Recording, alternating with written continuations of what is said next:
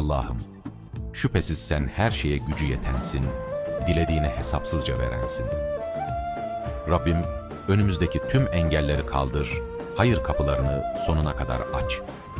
Bizim için öyle bir yol göster ki, içinde huzurun, bereketin ve senin rızan olsun. Öyle bir çıkış yolu nasip et ki, içinden çıkılmaz sandığımız her darlık bir mucizeye dönüşsün. Ya Rabbi, bizi ve sevdiklerimizi senden başkasına muhtaç etme. Göz açıp kapayıncaya kadar bile olsa, bizi nefsimizin ve insanların insafına bırakma. İhtiyaçlarımızı ancak senin cömert hazinenden gider, kalplerimizi senden başkasına tamah etmekten koru. Sen ki ol dersin ve olur. Bizim için de hayırlı olan ne varsa, ol emriyle vaktini bekletmeden, gönüllerimizi ferahlatacak mucizelerle birlikte ikram eyle. Amin.